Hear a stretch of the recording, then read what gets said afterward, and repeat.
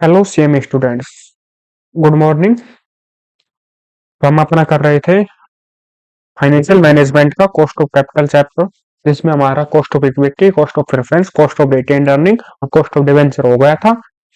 Weighted average cost of capital वैक हमने शुरू किया था हमारा लास्ट लेक्चर में।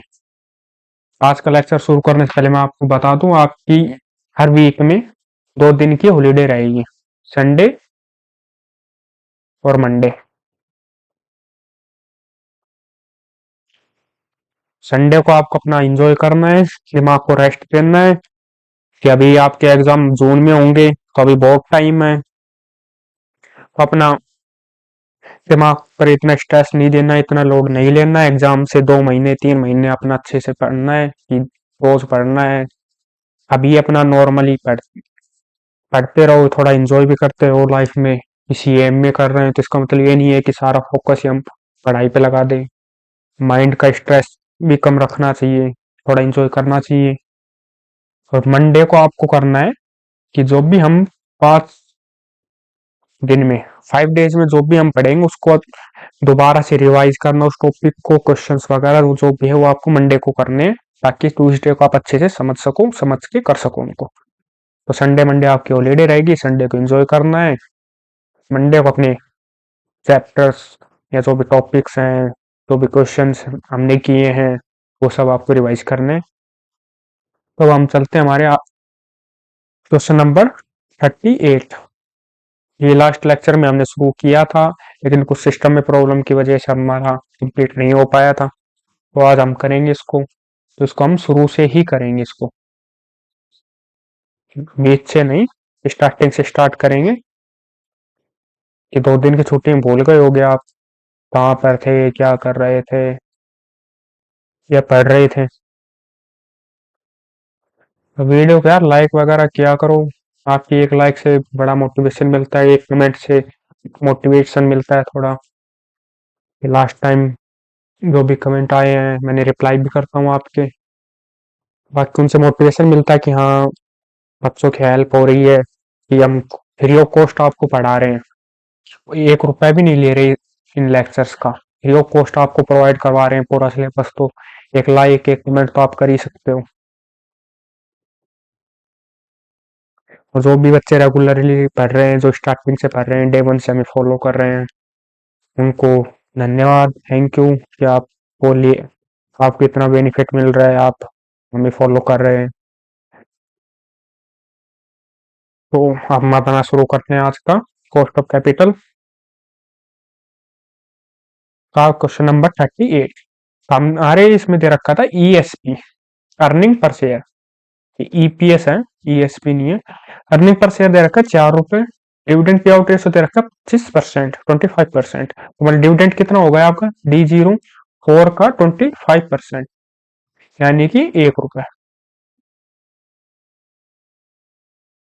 मार्केट प्राइस हमें दे रखी है 40 रुपए। और रेट ऑफ टैक्स हमारा दे रखा है 30%। डिविडेंड ग्रोथ दे रखी है हमें G 8%। अब क्या करे कंपनी, अब फंड रेज करे 10 लाख रुपए का, कि एक कंपनी है बाहुबली लिमिटेड, उस अपने फंड रेज करे 10 लाख रुपए। तो तो उनको जरूरत है अपने फंड किसी भी इन्वेस्टमेंट के लिए या कुछ भी असेट खरीदने के लिए, तो 10 लाख रुपए को फंड रेज कर रहे हैं अपना। 10 लाख में से 4 लाख रुपए तो डेप्ट है, कि लाइक यहाँ पर करते हैं हम। तो फंड है आपका वो 10 लाख रुपए है, इसमें से 4 लाख का तो डेप्ट है, तो बचा हुआ 6 लाख का आपका इक्विटी हो जाएगा।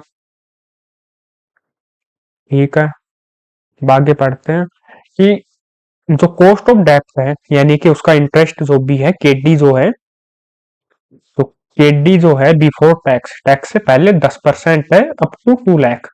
ये जो 4 लाख रुपए का हमने डेप्ट रेज किया है, उसमें से 2 लाख रुपए का तो आपका केडी है 10%, और बियॉन्ड 15% बियॉन्ड दैट, यानी बचे हुए 2 लाख का आपका क्या हो जाएगा कि 2 लाख तक तो 10% है, तो 2 लाख और बच गया, तो 2 लाख पर आपका 15% हो जाएगा केडी। ये याद रखना, ये बिफोर टैक्स है, तो हम इसको आफ्टर टैक्स करेंगे। तो हम अपना क्वेश्चन शुरू करते हैं।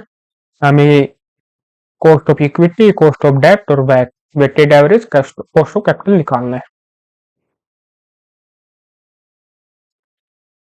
तो question number 38,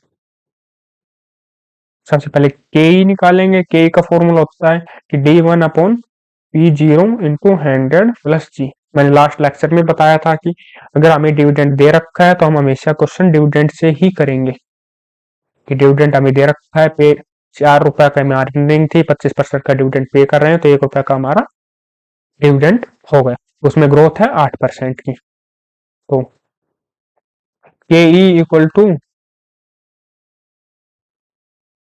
D/P0 into 100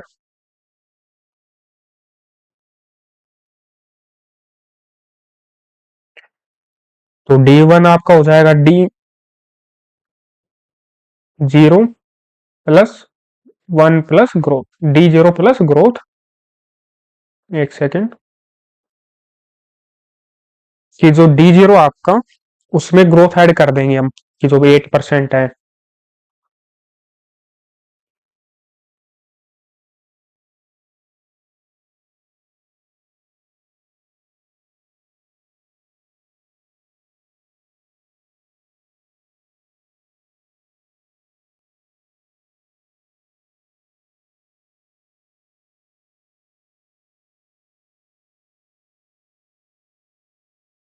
D0 D1/P0 into 100 plus जी। तो D0 आपका 1 रुपए है, उसमें 1 रुपए में 8% की ग्रोथ है, तो ग्रोथ ऐड करके D0 आपका आ जाएगा 40 रुपए दे रखा आपको। 40 इंटू 100 प्लस ग्रोथ 8%, तो यह जाएगा 1.08 अपॉन 40 इंटू 100 प्लस 8%। तो 1.08 डिवाइड बाई 40 इंटू 100 प्लस 8, क्या आपका होगा 10.7%। के ई तो आ गया आपका, के डी है। के डी में अगर आपको बिफोर टैक्स दे रखा है तो हम उसमें से इन वो आफ्टर टैक्स कर लेंगे उसको। तो इंटरेस्ट 1 माइनस टैक्स, तो 15% वाला जो के डी है उसका तो हो जाएगा आपका 15, 1 माइनस 0 3, तो 15 इंटू 0.7, तो 10.5। और के डी जो 10% है उसका हो जाएगा आपका 10, 1 माइनस 0 3, फिर 7%। आई होप अब तक आपको समझ आएगा होगा। के डी के ई हमारा निकल गया है, अब वैक और निकालना हमारा। तो वैक का फॉर्मेट क्या है, source, amount, weight, cost of capital और वैक। तो सोर्स हमारे पास है इक्विटी, 10% डेप्ट, 10% डेप्ट, ये 6 लाख, 2 लाख, 2 लाख, 10 लाख, वेट आ जाएगा 0.6, 0.2, 0.21। कॉस्ट ऑफ कैपिटल अभी हमें निकाली 10.7%, 10% वाले की 7% और 15% वाले की 10.5%, 10.5 ही है। तो वैक निकालते हैं हम, इन दोनों का मल्टीप्लाई करके वैक निकलता है। तो 0.6 इंटू 10.7, 6.42, 0.2 इंटू 7, 1.4, 0.2 इंटू 10.5, तो 2.1। तो ये आपका हो जाएगा 0.62, 6.42, 1.4, 2.1, तो 9.92%, ये आपका वैक होगा। सिंपल सा इजी सा क्वेश्चन था, कुछ हार्ड था नहीं। आप आई होप आपसे हुआ होगा, घर पे करके देखा होगा आपने। अब हम क्वेश्चन में हमेशा ये ध्यान रखना, अगर बिफोर टैक्स दे रखा है उसको आफ्टर टैक्स करना है हमें, तो उसमें से टैक्स बेनिफिट हम घटा देंगे। कि टैक्स बेनिफिट लेस कर देंगे। और अगर डिविडेंड दे रखा है तो हमेशा डिविडेंड से ही करेंगे, और ग्रोथ दे रखा है तो डिविडेंड विद ग्रोथ से करेंगे। क्वेश्चन नंबर 39, हमारी लिमिटेड इश्यूड, एक कंपनी है हमारी लिमिटेड, उसने 5 लाख रुपए के 1 रुपए वाले ordinary shares whose current ex dividend market price is 1.5। एक कंपनी है जिसने 5 लाख शेयर इशू किए हैं। अब 5 लाख शेयर में से उसका एक शेयर है 1 रुपए का, फेस वैल्यू 1 रुपए की है लेकिन मार्केट प्राइस 1.5 रुपए।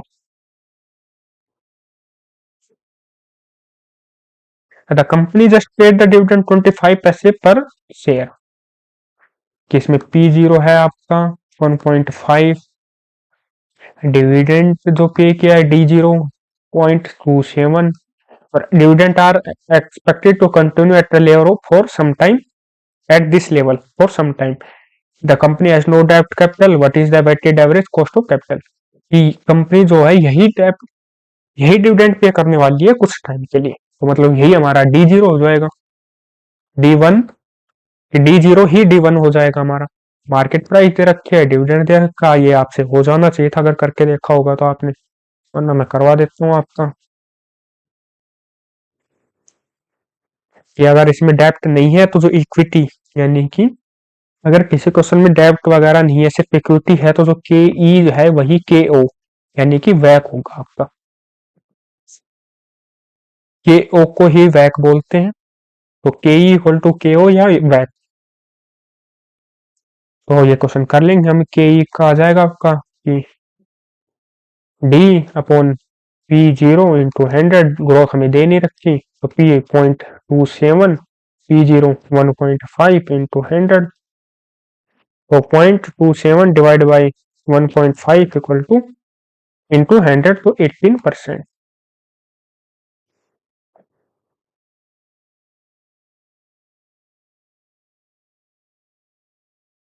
सिंपल सा क्वेश्चन था, आपको बैक आ गया। इसमें डिविडेंड दे रखा था, डिविडेंड से करेंगे, ग्रोथ दे नहीं रखे तो डिविडेंड विद ग्रोथ का फॉर्मूला लगेगा नहीं, सिर्फ डिविडेंड का लगेगा, तो ये आपसे घर पर हो जाना चाहिए था, नहीं हुआ तो भी कोई नहीं। अब आता है हमारा new topic, market value wait.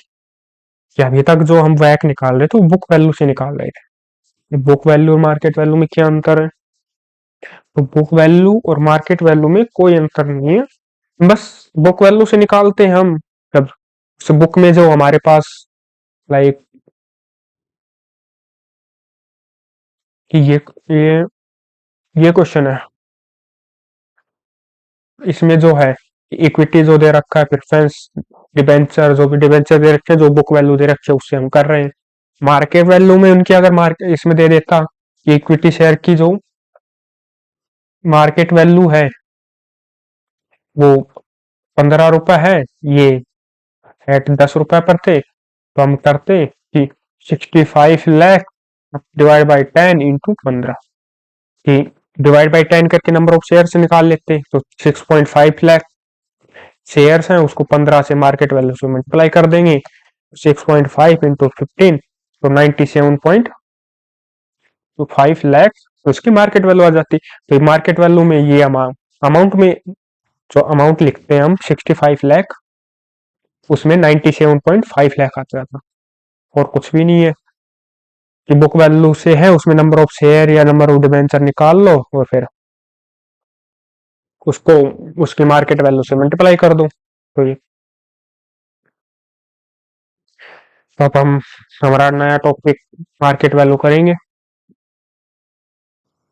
Under this method the proportion of market value of various sources of capital are assigned as a weight in computing the WACC। ये जो मार्केट वैल्यू जो हमारे पास दे रखी है कैपिटल की, उससे हम वैक निकालते हैं। बुक वैल्यू में भी operationally convent, but market value is the theoretical more consistent sound and better the indicatory firms capital structure. कि बुक वैल्यू है वो ऑपरेशनली तो सही है, लेकिन हम अगर थ्योरेटिकल देखें तो मार्केट वैल्यू से निकलना चाहिए कि हमने इशू 10 में किया, लेकिन फिलहाल तो शेयर की वैल्यू 15 रुपए है, तो हमारी कॉस्ट कितनी 15 के हिसाब से ही लगेगी। तो बस इसमें कुछ नहीं है, यही सब है। यहाँ पे इसके एडवांटेज डिफिकल्टीज ये सब पढ़ लेना, हम क्वेश्चन के थ्रू आप समझ लेंगे कैसे क्या होता है। ये हमारा क्वेश्चन है, क्वेश्चन नंबर 40। इसके बाद आपके 4 क्वेश्चन और बचे हैं, 4 को या हो सके तो आज कर ही देंगे हम, वरना नेक्स्ट लेक्चर में आपका ये कंप्लीट हो जाएगा। तो इस देख सकते हैं कि हमें 6 दिन हुए हैं, मतलब 6 लेक्चर हुए हैं इससे पहले, आज का 7 और मैक्सिमम कल का 8। तो 8 लेक्चर में हमारा चैप्टर कंप्लीट हो जाएगा, इसके बाद न्यू चैप्टर शुरू करेंगे। तो हम करते हैं हमारा question number 40। Maheshwari Limited has the following capital structure on October 31, 2015.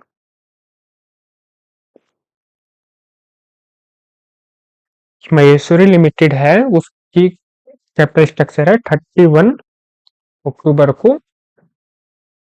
Market price of equity share तो आपको 30 रुपए दे रखी है, यानी P0 आपको तो 30 दे रखा है। एक्सपेक्टेड द कंपनी पे next year A dividend of 3 रुपए। ये हमारा D0 3 रुपए दे रखा है, और ग्रोथ हमारी दे रखी है 7%। Tax rate 40%। इसमें एक मतलब की न्यू या इम्पोर्टेंट चीज दे रखी है आप, कि जो ये 3 रुपए है ये हमारा D0 नहीं है। कि क्यों सर, ऐसा क्यों नहीं है, हम तो D0 ही लेते हैं, तो भी डिविडेंड दिया होता हमको D0 ही लेते हैं। ऐसे इस क्वेश्चन में ऐसा क्या है, तो इस क्वेश्चन में जो है वो दे रखा है कि नेक्स्ट ईयर, अगर इसमें सिर्फ दिया होता था कंपनी पे डिविडेंड 3 रुपए, तो 3 रुपए हमारे करंट का होता कि D0 लेते हम। इसमें स्पेशली कहा है नेक्स्ट ईयर, यानी कि नेक्स्ट ईयर यानी D1 की। D0 होता है करंट ईयर, D1 होता है आपका नेक्स्ट ईयर। मैंने पहले भी आपको बताया था कि डी, तो इसमें नेक्स्ट ईयर दे रखा है, मतलब कि हमारा D1 है, D1 3 रुपए।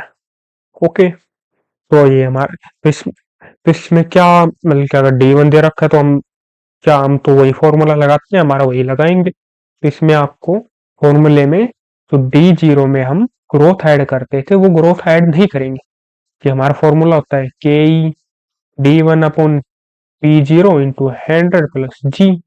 तो ये D1 जो है हम निकालते हैं D0 प्लस ग्रोथ से। तो इसमें डायरेक्ट हमें D1 दे रखा है, तो ये 3 रुपए अपॉन मार्केट वैल्यू 30 रुपए इंटू 100 प्लस ग्रोथ 7 रुपए। तो ऐसे हो जाएगा ये डायरेक्ट, अच्छे से समझाऊंगा, बस ये आपको D0 और D1 में डिफरेंस बताने के लिए किया है। अच्छे से नोट्स वगैरह हम बनाएंगे इसके। आगे क्वेश्चन पढ़ते हैं। इक्विटी शेयर जो है हमारे, ये 2 लाख इक्विटी शेयर है, 10 रुपए ईच फेस वैल्यू है, 20 लाख हो गए। रिजर्व सरप्लस 20 लाख है, प्रेफरेंस शेयर 10 लाख है, डिबेंचर 30 लाख है। इसके बारे में और कुछ नहीं कह रखा, कितना ही क्वेश्चन है आपका। तो ठीक है, तो क्वेश्चन शुरू करने से पहले मैं आपको बता दूं कि जो अगर मार्केट वैल्यू पर अगर हम के ई निकाल रहे हैं, तो अगर क्वेश्चन में हमें पास इक्विटी शेयर और रिटेन्ड अर्निंग दोनों चीज दे रखी है, तो हम सिर्फ इक्विटी शेयर को ही मार्केट वैल्यू पर निकालते हैं, जो रिटेन्ड अर्निंग है इसको हम इग्नोर कर देते हैं। कि जैसे कि इस क्वेश्चन में है, कि जैसे कि इस क्वेश्चन में दे रखा है कि हमें इक्विटी शेयर भी दे रखे हैं 20 लाख रुपए के, कि 2 लाख शेयर हैं, 10 रुपए ईच, तो 20 लाख है। रिजर्व सरप्लस या रिटेन अर्निंग जो भी कुछ है वो, तो 20 लाख है, तो इसको हम इग्नोर कर देंगे। डायरेक्ट 2 लाख को ही उसकी मार्केट वैल्यू 30 रुपए से मल्टीप्लाई करके 60 लाख हमारी इक्विटी शेयर की वैल्यू आ जाएगी। ये जो भी वैल्यू हमें दी होती है बुक वैल्यू होती है, तो इनमें से कुछ भी नहीं लेना है। अगर इनकी मार्केट वैल्यू दे रखी है कि लाइक इक्विटी शेयर है आपकी,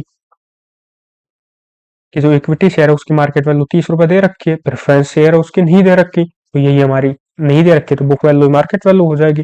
डिबेंचर है वो उसी की मार्केट वैल्यू हो जाएगी।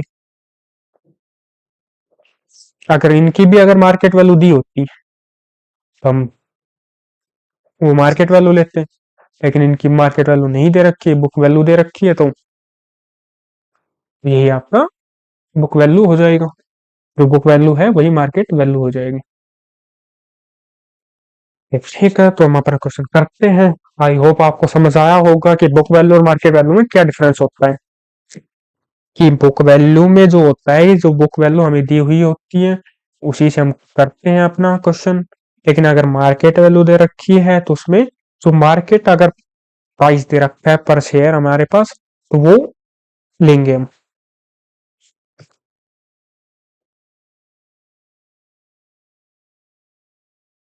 कि लाइक इसकी मार्केट वैल्यू दे रखी है तो 2 लाख इंटू 30 रुपए मार्केट प्राइस, तो 60 लाख रुपए हमारी इक्विटी शेयर की कैपिटल हो गई। और अगर मार्केट वैल्यू पर हम इक्विटी शेयर कर रहे हैं तो रिजर्व एंड सरप्लस जो होता है उसको हम इग्नोर करते हैं। अपना ये कि पैसे नोट भी लिख सकते हो बुक में या नोटबुक में अलग से, वरना याद रख लेना। प्रेफरेंस शेयर की मार्केट वैल्यू नहीं दे रखे तो जो बुक वैल्यू है वही मार्केट वैल्यू होगी, डिबेंचर की भी ऐसे होगी। हम अपना क्वेश्चन करते हैं इसमें।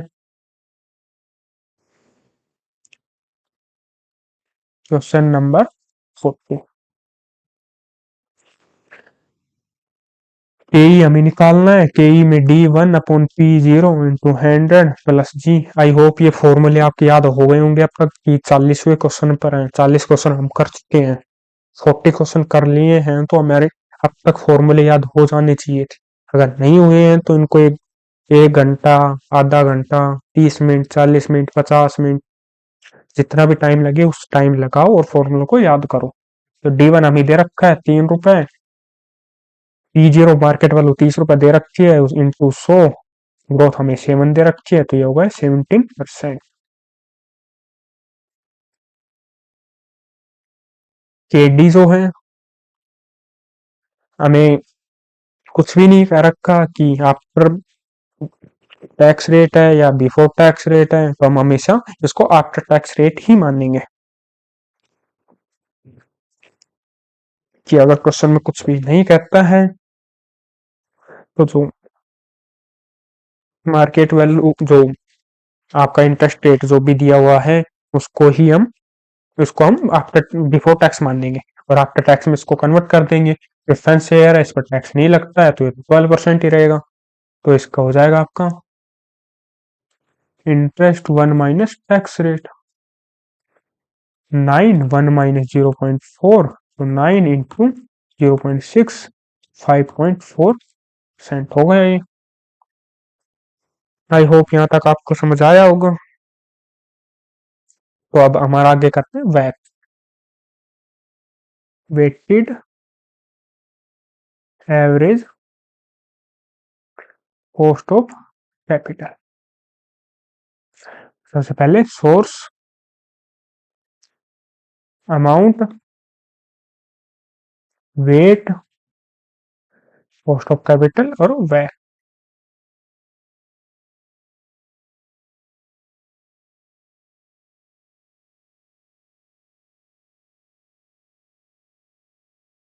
सोर्स हमारे पास है equity share, reserve and surplus 12%, preference share और 9% डेब्ट। तो ये अमाउंट इक्विटी शेयर का है, रिजर्व एंड सरप्लस है, प्रेफरेंस एंड डेब्ट है। ये तो गलत है सर। क्यों? कि ये आपने अभी बताया कि अगर हम इक्विटी शेयर को मार्केट की वैक अगर हम मार्केट वैल्यू पर निकाल रहे हैं तो इक्विटी शेयर की ही मार्केट वैल्यू लेते हैं, इसको हम इग्नोर कर देते हैं। याद रखना कि रिजर्व और सरप्लस को हम इग्नोर कर देते हैं, कि उसको कैलकुलेशन में नहीं लेते। इक्विटी शेयर कितना आया तो हम नीचे कर लेंगे हमारा नोट्स में। Equity share number of share into market value. Number of share हमें 2 लाख दे रखे हैं, मार्केट वैल्यू 30 रुपए है, तो 60 लाख रुपए हो गए। रिटर्न सरप्लस आएगा नहीं, प्रेफरेंस शेयर हम इधर रखे हैं 10 लाख के, इधर रखा डेप्ट हमें इधर रखा 30 लाख के। सर उसको अगर 60 किया तो इनको भी चेंज करो, तो इसकी बुक वैल्यू क्यों ले रहे हो? क्योंकि इनकी हमें मार्केट वैल्यू नहीं दे रखी, इसलिए हम इनकी बुक वैल्यू ले रहे हैं। कि हम ये मानकर चल रहे हैं कि जो बुक वैल्यू है वही उनकी मार्केट वैल्यू है। तो वेट कितना हुआ इसमें, ये हो गया 100 लाख 1 करोड़। तो 0.6 0.1 0.3 1। कॉस्ट ऑफ कैपिटल की हमने निकाली थी 17%।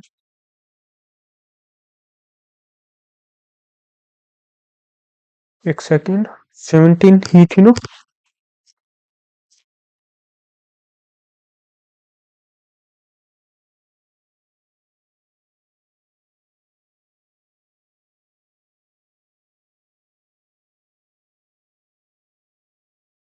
हाँ 17 5.4 सही है।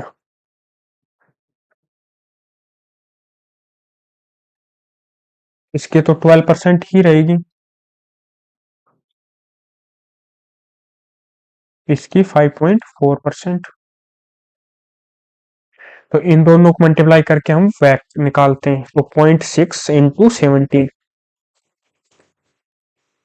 10.2%। 0.1 × 12 1.2, 0.3 × 5.4 1.62।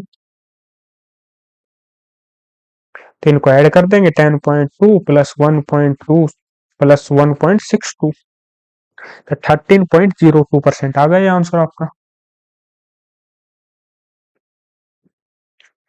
आई होप आपको समझ आया होगा कि मार्केट वैल्यू और बुक वैल्यू में क्या डिफरेंस है। बुक वैल्यू में जो हमें अमाउंट दी हुई होती है उसी पर निकालते हैं, मार्केट वैल्यू में हम जो बुक वैल्यू है उसको मार्केट वैल्यू में कन्वर्ट करते हैं नंबर ऑफ शेयर से मल्टीप्लाई करके। मार्केट वैल्यू में हम इक्विटी शेयर में रिजर्व सरप्लस इसमें नहीं करते हैं, बाकी का सेम ही है, बस अमाउंट में बुक वैल्यू की जगह मार्केट वैल्यू आपकी आ जाएगी। नेक्स्ट क्वेश्चन करेंगे तो और अच्छे से समझ आएगा आपको। Question number 41। क्वेश्चन तो बड़ा बड़ा बहुत बड़ा है, ऐसे हो गए। क्वेश्चन बस बड़ा है, बहुत इजी क्वेश्चन है ये आप खुद से भी कर सकते हैं। अगर आपको समझ आ रहा है तो ये इस वीडियो को आप यहीं रोको, यहीं स्टॉप करके ये क्वेश्चन सोल्व करके देखो। अगर आपसे होता है तो ठीक है, नहीं होता है तो आप समझ सकते हैं इसको दोबारा प्ले करके। वरना आप खुद से कोशिश करोगे तो आपको अच्छे से समझ आएगा कि कहाँ हमारी मिस्टेक हो रही है। ये 41 क्वेश्चन पर हम आ गए हैं, बस इसके बाद 3 क्वेश्चन और बचे हैं। अगर आपसे अभी भी नहीं हो रहे हैं तो आप थोड़ा सोचने वाली बात है कि क्यों नहीं हो रहे हैं। तो आप अपना यहीं पर वीडियो को स्टॉप करो और खुद से सोल्व करने की कोशिश करो। अगर आपसे नहीं होता है तो फिर मैं समझा ही रहा हूँ आपको। तो question number 41, the capital structure of super limited.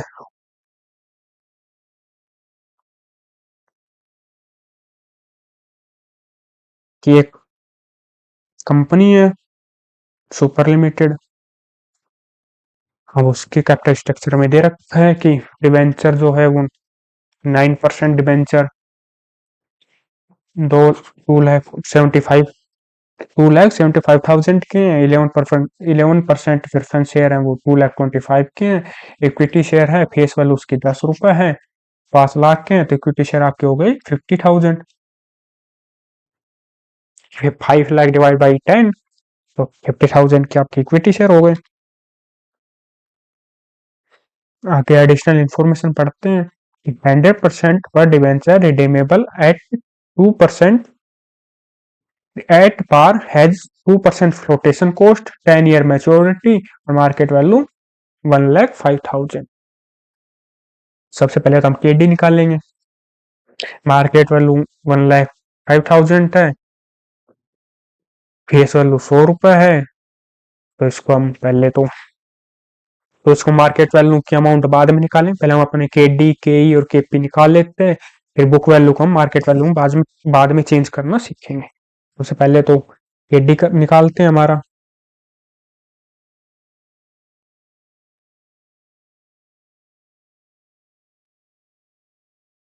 Question number 41। के डी का फॉर्मूला क्या है? रिडीमेबल है, याद फॉर्मूले याद होने चाहिए आपको। 1 minus tax plus R V minus N P upon N, R V plus N P upon 2 into 100। R V redeemable value, N P net proceed, interest आपको दे ही रखा है।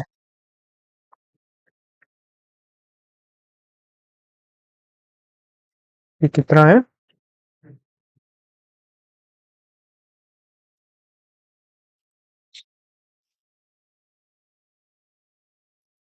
जो आपका इंटरेस्ट है 9%।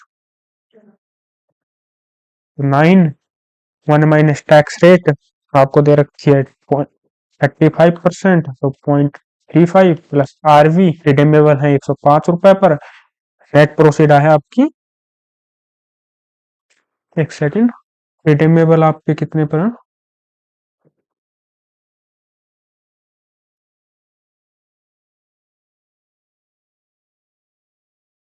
हमारे क्वेश्चन में सिर्फ मार्केट प्राइस दे रखा है, तो एक डिबेंचर के मार्केट प्राइस 105 रुपए है, लेकिन इसमें ये नहीं कहा कि रिडीम कितने पर हो रहा है। अगर रिडीम कितने पर हो रहा है कुछ भी ना कहें, हम इसको जो फेस वैल्यू होती है यानी 100 रुपए ही उसकी रिडीमेबल वैल्यू मानते हैं। अगर मार्केट प्राइस जो दे रखा है वो तो हम ये बुक वैल्यू से मार्केट प्राइस पर जाएंगे, जो अमाउंट है उसको बुक वैल्यू से मार्केट प्राइस पर लेकर जाएंगे, उसमें यूज होगा। लेकिन अगर रिडीमेबल वैल्यू हमें नहीं दे रखी, नेट प्रोसीड दे रखा है कि 100 रुपए है, उस पर 2% फ्लोटेशन कॉस्ट है, तो हम मार्केट रिडीमेबल वैल्यू मानेंगे 100 रुपए ही है। माइनस, तो नेट प्रोसीड है आपकी, तो नेट प्रोसीड में से नेट प्रोसीड निकलती है आपकी face value minus any cost, कोई भी कमीशन फ्लोटेशन कॉस्ट कुछ भी कॉस्ट है तो वो लेस हो जाती है। 100 माइनस 100 का 2% फ्लोटेशन कॉस्ट है। 100 माइनस 2 98, तो 100 माइनस 98 10 साल में रिडीम हो रहे हैं, अपॉन में 10 अपॉन 100 प्लस 98 अपॉन 2 इंटू 100, तो आपका आ गया 9 इंटू 0.65, तो 5.8 plus 100 minus 98 divide by 10, 0.2 upon 100 plus 98 divide by 2, तो 99।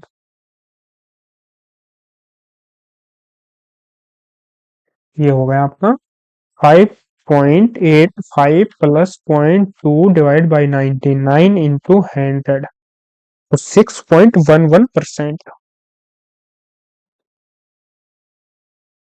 केडी आपका आए गया। तो आगे पढ़ते हैं क्वेश्चन में क्या दे रखा है। तो नेक्स्ट बी पार्ट दे रखा हमारे 100 रुपीज प्रेफरेंस शेयर, एक प्रेफरेंस शेयर की फेस वैल्यू है 100 रुपए, 3% उस पर फ्लोटेशन कॉस्ट है, 10 ईयर में उसको रिडीम हो रहा है, मार्केट प्राइस 106 रुपए है, 106 है। सेम वही है अपना K P equal to K D, मतलब कि या के डी नहीं K D preference student plus R V minus N P upon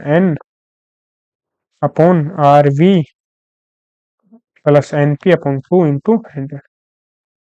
के डी आपको दे रखा है 9%, 11% प्लस आर वी अगर कुछ भी नहीं दे रखा 100 रुपए, फ्लोटेशन कॉस्ट 3 है, तो 100 माइनस 3, 100 माइनस 3 करेंगे 97 अपॉन में एन 10 ईयर ही है, अपॉन 100 प्लस 97 अपॉन 2 इंटू 100। ये हो गया आपका 11 plus 100 minus 97 divide by 10, 0.3। 100 plus 97 divide by 2, 98.5 into 100। तो 11.3 डिवाइड बाई 98.5 इंटू 100, तो 11.47%। हमारा के ई और निकालना है, तो के ई इक्वल टू, तो सर पढ़ते हैं के ई के बारे में क्या दे रखा है कि ईपीएस से निकालना है या डिविडेंड से निकालना है, ग्रोथ दे रखी है या ग्रोथ नहीं दे रखी है, या कुछ भी है। क्वेश्चन लोड होता है कि इक्विटी शेयर हैज 4 रुपए फ्लोटेशन कॉस्ट। ये फ्लोटेशन कॉस्ट आपकी 100 रुपए है, मार्केट प्राइस 24 है, नेक्स्ट ईयर एक्सपेक्टेड डिविडेंड आपका 2 रुपए, ग्रोथ 5 है। नेक्स्ट ईयर डिविडेंड मतलब D1 2 रुपए, जी आपका 5%। जो फ्लोटेशन कॉस्ट है वो मार्केट वैल्यू से लेस हो जाएगी, तो आपका P0 आ जाएगा 24 माइनस 4, 20 रुपए। तो के ई D1 upon P0 into 100 plus growth. D1 आपका दे रखा है तो 2 रुपए, तो P0 की market price minus flotation cost into 100 plus growth आपकी 5 रुपए, तो 2/20 इंटू 100 प्लस 5, ये हो जाएगा आपका 15%। अब हमारे पास केपी भी आ गया, केडी भी आ गया, केई भी आ गया, ये वैक निकाल देंगे हमारा। वैक के लिए सोर्स, अमाउंट,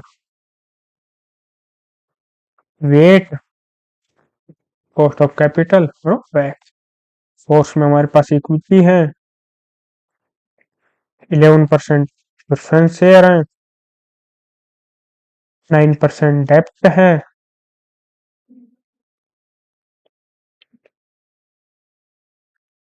तो अब हमें अमाउंट निकालनी है।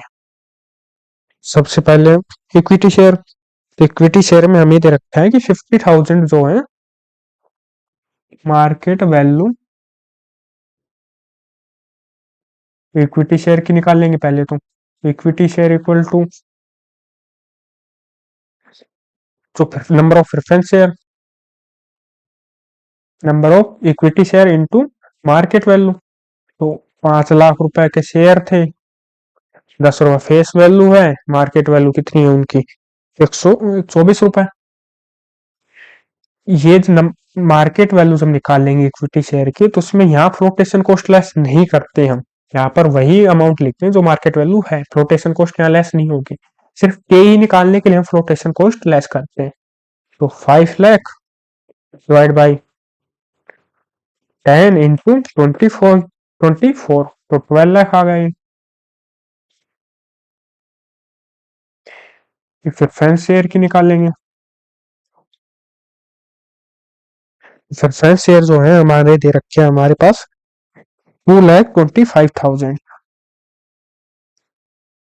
फॉर्मूला तो वही सेम ही है कि number of share, number of preference share into market value. 2,25,000 की अमाउंट दे रखे हैं, फेस वैल्यू उनकी 100 रुपए है, मार्केट वैल्यू उनकी 106 रुपए है, तो ये आपके हो गए 2,38,500। आगे डिवेंचर है, डिवेंचर में number of debentures holder into market value. तो टोटल दे रखा उनका 2,75,000 डिवाइड बाई उनकी फेस वैल्यू 100 रुपए, मार्केट वैल्यू 105 रुपए है, तो ये आपका हो गया 2,88,750 रुपए। अब हमारा क्वेश्चन कर लेंगे हम कि इक्विटी शेयर जो है हमारे यहाँ ये 12 लाख, प्रेफरेंस शेयर जो है वो है हमारे 2,38,500, डेप्ट जो है 2,88,000, 750। इनका टोटल आपका होगा 17,27,500। इनको ऐड करेंगे तो आ जाएगा। वेट क्या करना है, 12 लाख डिवाइड बाई 17,27,500, तो 0.6947 होगा कि 4 डिजिट तक लेंगे हम। ऐसे ही प्रेफरेंस शेयर करेंगे तो इनका आ जाएगा आपका 0.1381। डिवेंचर का आपका आ जाएगा 0.1672। कॉस्ट ऑफ कैपिटल अभी हमने निकाल ली थी। इक्विटी आपकी हमारी इक्विटी क्या आई थी 15%। जो केपी हमारा आया था cost of preference share 11.47। Cost of debt हमारा आया था 6.11। इन दोनों को मल्टीप्लाई करेंगे तो ये बैक आ जाएगा हमारा। तो 0.6947 इंटू 15, 10.402405, 0.1381 इंटू 11.47। तो ये आपका आ गया 1.5840। 1.672 इंटू 6.11 हमारा हो गया 1.0215। इनको ऐड करेंगे तो हमारा आएगा 10.4205 प्लस 1.5840 प्लस 1.0215, 13.06%। ये हमारा वैक हो गया। तो हमारा क्वेश्चन नंबर 41 भी हो गया है।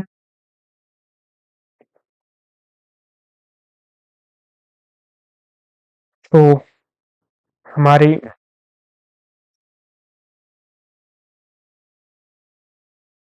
आज क्वेश्चन नंबर 38, 39 और 40 तीन क्वेश्चन हमारे हो गए हैं।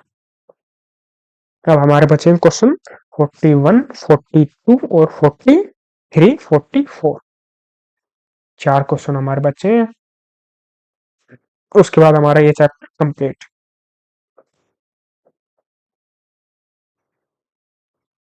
तो आज के लिए बस इतना ही। बाकी बचे हुए तीन क्वेश्चन 41, 42, 43 और 44, ये चार क्वेश्चन हम करेंगे हमारा कल के लेक्चर में। आज के लिए बस इतना ही। वीडियो को लाइक करें, चैनल को सब्सक्राइब करें और कमेंट करके बताएं आपको कैसा लगा ये लेक्चर। आपके एक कमेंट से बड़ा मोटिवेशन मिलता है। और अपने फ्रेंड जो भी सीएमए फ्रेंड्स वगैरह हैं उनके साथ शेयर करें। और आपको बता दो, अगर आप की फाउंडेशन से हो तो आपका रिजल्ट जो है वो 10 या 11 जनवरी को आ जाएगा। 8 जनवरी तक आप अपने डॉक्यूमेंट्स, अगर प्रोविजनल एडमिशन लिया था तो 12th की जो मार्कशीट आप अपनी अपलोड कर दो। अगर आप इंटर से हो तो इंटर का जो आपका रिजल्ट है इंटर और फाइनल का आपका 21 फरवरी के आसपास आएगा। हमारा जो ट्विटर हैंडल है वहां पर हमने ट्वीट करके सुबह बताया हुआ था। अगर आपने हमें अभी तक फॉलो नहीं किया है तो डिस्क्रिप्शन में लिंक है, वहां से हमें फॉलो कर ले। इंस्टाग्राम का जो अकाउंट है उसका भी लिंक दे रखा है। और ये जो नोट्स वगैरह है ये आपको टेलीग्राम चैनल पर मिलेंगे, उसका लिंक भी डिस्क्रिप्शन बॉक्स में है। तो हमें इंस्टाग्राम, ट्विटर और टेलीग्राम सब हर जगह फॉलो करें। और चैनल को, अगर चैनल पर नए हो तो चैनल को सब्सक्राइब करना। आज के लिए बस इतना ही। मिलते हैं कल के नेक्स्ट लेक्चर में। Okay, good bye.